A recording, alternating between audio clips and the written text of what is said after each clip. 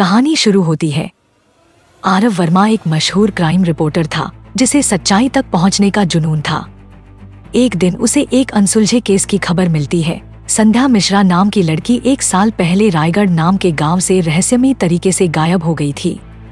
कोई सबूत नहीं, कोई गवाह नहीं, बस एक सुनसान हवेली और वहां से आती चीखों की अफवाहें। आरव कैमरा और रिकॉर्डर लेकर अकेले ही उस गांव पहुंचा। गांव में हर कोई संध्या का नाम सुनते ही चुप हो जाता। लोग कहते थे, रात को वो हवेली से कोई लड़की रोती है, मत जाना वहां। आरव ने तय कर लिया, वो हवेली जरूर जाएगा। वो रात को 12 बजे हवेली में दाखिल हुआ। जाले, धूल और पुरानी तंगी खिड़कियां, सब कुछ जैसे रुका हुआ था। उसने कैमरा ऑन किया, हर कोना रिकॉर्ड करने लगा।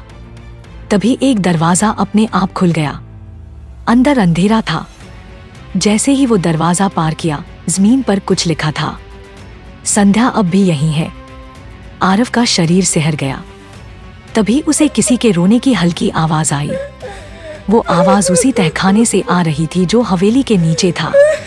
सीढ़ियां टूटी हुई थी, लेकिन आरव उतर गया। वहां एक ताले वाला कमरा था। उस ताले पर खून के धब्बे थे। अचानक किसी ने उसकी गर्दन के पास फुसफुसाया, तुम भी यहीं रह जाओगे।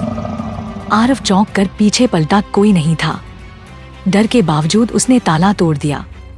अंदर एक गंदी सी कोठरी में एक लड़की बैठी थी, कमजोर, गुमसुम, गंदे कपड़ों में, संध्या मिश्रा।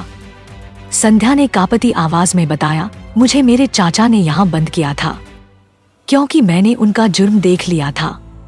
उन्होंने मेरी माँ को मार डाला था। मुझे मारना चाहते थे पर जिंदा बंद कर दिया।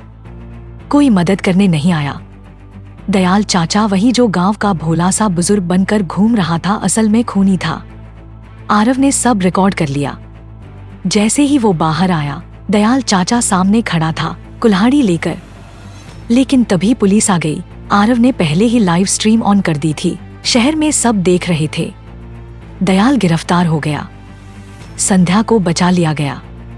हवेली को सील कर दिया गया और आरव की रिपोर्ट अंधेरे की चीख देश भर में वायरल हो गई।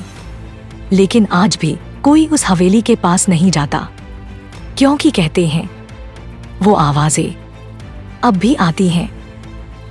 अभी तक अगर आपने सब्सक्राइब नहीं किया है तो जल्दी से सब्सक्राइब कर लो। बढ़ते हैं अगली कहानी की तरफ। राघव मिश्रा की बीवी शिवानी की मौत को 1 साल हो चुका था। वो 3 मंजिला मकान में अकेला रहता था। अकेलापन काटने को दौड़ता था, इसलिए उसने ऊपरी मंजिल किराए पर देने का फैसला किया। एक दिन दरवाजे पर दस्तक हुई।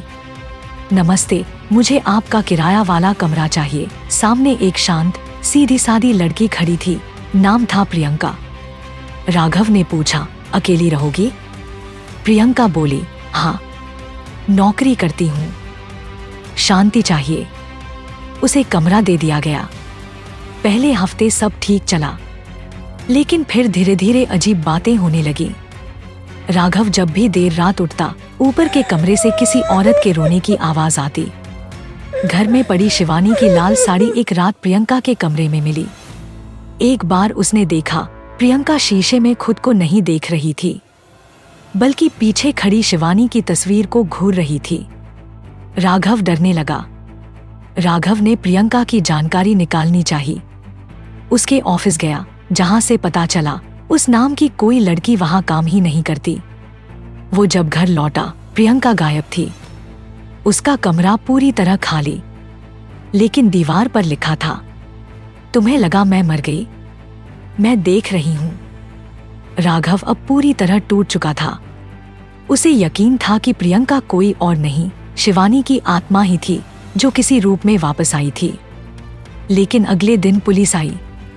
किसी ने शिकायत की थी कि राघव ने अपनी बीवी को मारा था और उसके शव को घर में कहीं छुपाया गया है। पुलिस ने खुदाई की और राघव के बेड के नीचे सीमेंट के फर्श के अंदर शिवानी की लाश मिली। राघव गिरफ्तार हो गया। प्रियंका अब भी कभी कभी उस मकान की 3री मंजिल पर दिखती है। कहते हैं, जिसने धोखा दिया हो उसकी सजा सिर्फ कानून नहीं देता, कुछ रूहें भी देती हैं।